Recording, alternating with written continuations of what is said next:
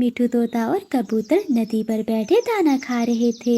वहीं दूर बैठी गोरी का भी उन दोनों को देखकर चल रही थी। बहुत समय हो गया इन दोनों में कोई लड़ाई नहीं हुई। आज तो मन कर रहा है कोई बड़ा फसाद हो जंगल में, फिर ही रात को मुझे चैन की नींद आएगी। ऐसा क्या करूं मैं? कालू भी दूसरे जंगल गया हुआ है अपने मामा से मिलने। अगर वो होता तो कोई ना कोई उपाय मुझे बता देता। अब मुझे ही कुछ करना होगा। क्यों ना मैं ऐसा करूं, इन सभी पक्षियों में लड़ाई करवाऊं। हाय हाय, कितना मजा आएगा जब ये सब पक्षी लड़ेंगे। शाम होते ही गोरी कभी कबूतर के पास जाती है। आओ आओ गोरी, क्या करने आई हो? कबूतर, मैं तो ये देखने आई थी कि तुम्हारी आंखें कितनी बुरी लगती हैं। क्या मतलब है तुम्हारा? तुम कहना क्या चाहती हो? मैं तो कुछ भी नहीं कहना चाहती। वो तोता है ना, वो तुम्हारे बारे में गलत गलत बातें कर रहा था। गोरी, क्या बातें कर रहा है मिठू? छोड़ो कबूतर, ऐसे ही तुम्हारा मन बुरा होगा। गोरी, मुझे बताओ वो मिठू क्या कह रहा था? अच्छा कबूतर भैया, आप इतना कह ही रहे हैं तो बता ही देती हूँ। वो कह रहा था कि कबूतर बहुत गंदी शक्ल का है, जब भी मेरे सामने आता है तो मेरा दिल करता है मैं उसे मार दूं। वो और भी बहुत कुछ कह रहा था, मगर मैं आपको नहीं बता सकती। मैं नहीं चाहती कि तुम्हारा मन और बुरा हो। उस मिठू की इतनी हिम्मत कि मेरे बारे में ऐसा कहे, मैं उसे छोड़ूंगा नहीं। नहीं कबूतर, मैं तुम्हें मिठू के पास नहीं जाने दूंगी। उसका परिवार बहुत बड़ा है, मैं नहीं चाहती कि वो अपने परिवार के साथ मिलकर तुम्हें मारे। मैं ही जाती हूँ और उसे पूछती हूँ कि वो इतने सुंदर कबूतर के बारे में ऐसी बातें क्यों कर रहा है। हाँ हाँ गोरी, जाओ और उसे समझा दो, वरना मैं उसे आज छोड़ूंगा नहीं। मन ही मन में गौरी का भी बहुत खुश हो रही थी कि उसने आग इधर अच्छे से लगा दी है। फिर वो मिठू तोते के पास जाती है। मिठू, मैं तुम्हें कबूतर का संदेश देने आई हूँ। हाँ हाँ बोलो, क्या संदेश भेजा है कबूतर ने? वो कह रहा है कि उस गंदी मोटी चोंच वाले से कह कर आओ कि कभी मुझे अपनी शक्ल ना दिखाए। मैं जब भी उसे देखता हूँ तो सारी रात मुझे नींद नहीं आती। क्या कबूतर ने ऐसा कहा? हाँ मिठू भैया, वो कबूतर तो तुम्हें और भी बहुत बुरा भला कह रहा था। अब क्या क्या बताऊं मैं तुम्हें। मैंने भी उसे कह दिया कि अगर एक और शब्द बोला मेरे मिठू भैया के बारे में तो मैं उसे छोड़ूंगी नहीं। वो तो कालू नहीं है जंगल में, वरना मैं और कालू मिलकर उसे अच्छा सबक सिखाते। गोरी कबीर ने यहाँ भी अपना काम कर दिया था। मिठू तोता भी बहुत ज्यादा गुस्से में आ गया था। आज मैं उसे छोड़ूंगा नहीं। फिर कबूतर सीधा मिठू तोते के पास जाता है।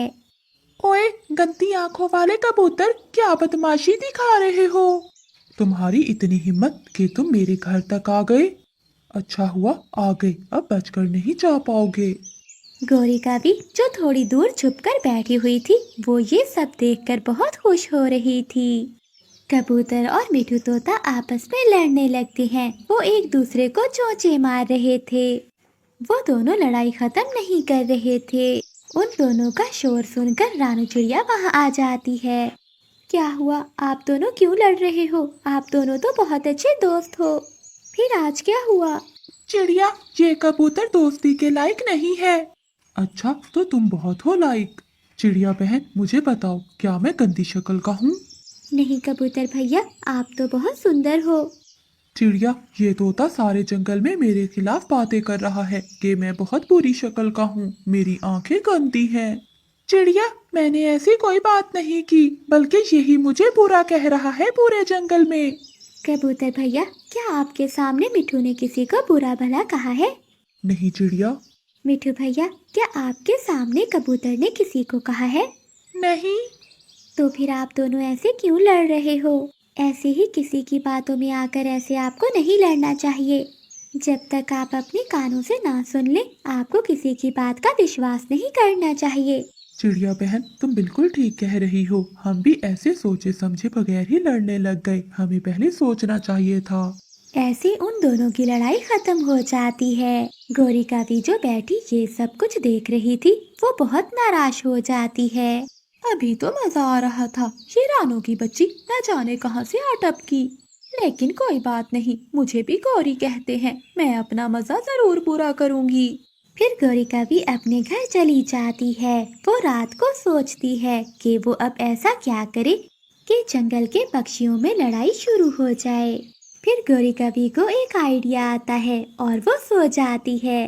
अगली सुबह हो जाती है। इन दिनों जंगल में दाने की बहुत कमी थी। गौरिका भी जंगल से थोड़ी दूर गुफा में दाना रखाती है और आकर जंगल के पक्षियों को इकट्ठा करती है। पक्षियों, तुम सब तो जानते हो कि जंगल में दाने की कितनी कमी है।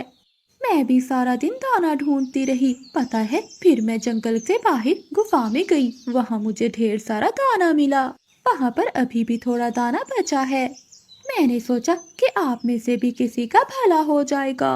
अगर आप में से कोई चाहे तो वो दाना ला सकता है। गौरी की बात सुनकर सभी पक्षियों में दाना लेने की इच्छा हुई। वो सब एक दूसरे के पीछे भागते हैं।